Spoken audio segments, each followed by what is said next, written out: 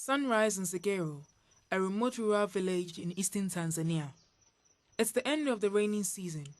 Water is becoming increasingly scarce. Zaituni has spent most of the night sleepless, guarding her crops from wild pigs. But today's greatest challenge still lies ahead. Kusema kweli maji ni tatizo. Ninapoamka asubuhi, nikiona ndani maji hamna, ndo kama hivi kupata ndo moja kama hii. Na umbali nye ndo kama ule. Her water source, a natural spring, is 1 hour away. Ndo kama hivi mnavyoyaona maji yalivyo. Kwa shida tulizokuwepo nazo tunatumia. Sasa tufanyaje? Tutachagua maji tutayapata wapi mazuri?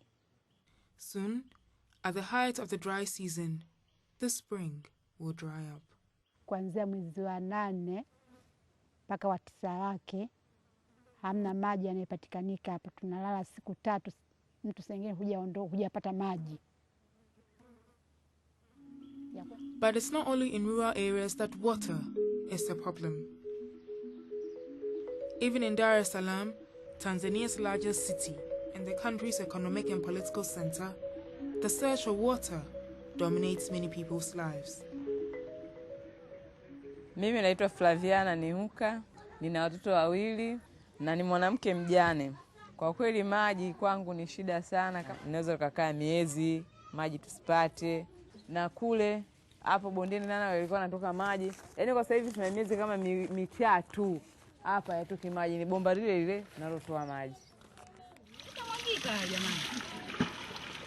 All local taps are dry, but once a week and only for a day, water starts gushing out from a broken pipe in a neighbor's backyard.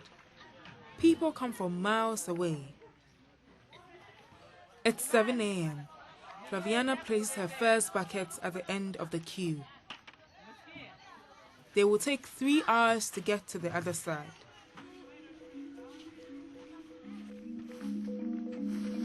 It takes her 1 hour to return home, another hour to go back to the water point, and a 3rd hour to go back home again. Ndio haya maji ya kupikia na ya kunywa na ya kuoga.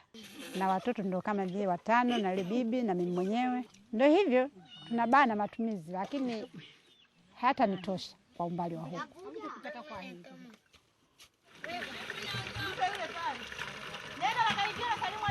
It's 10 a.m. Flaviana spends the next 5 hours trekking back and forth between her home and the water point.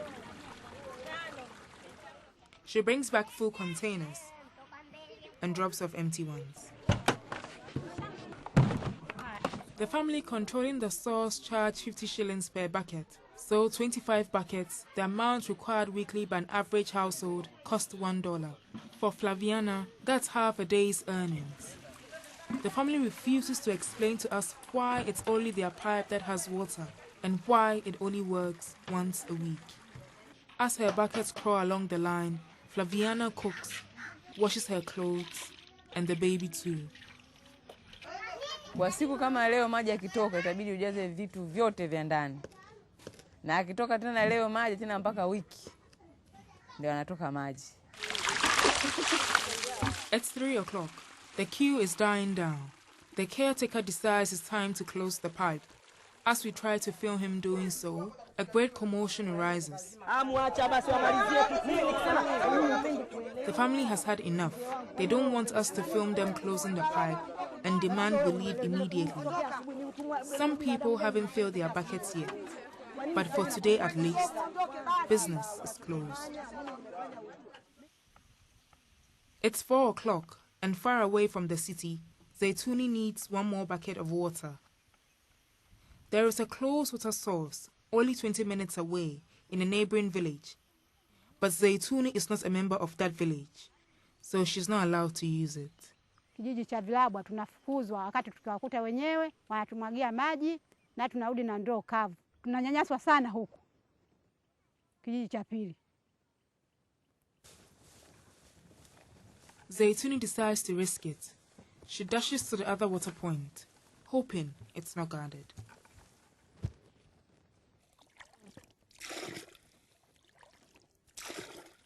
Success.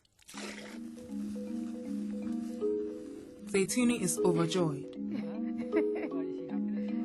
She uses the water to cook dinner. Na maji yaliyotosha ndo yalobakia ndo haya. Yale ya nyumbani yameisha kabisa. Yalobakia ndo haya kwa huko. Back in the city, Flaviana looks back on her day. Ninakusanya ndoo 22 za maji. Hiyo tunaweza tukapata au tusikose. Kwa sababu gani sasa hivi hatuwekei maanani kwa kila Jumapili tutampata maji.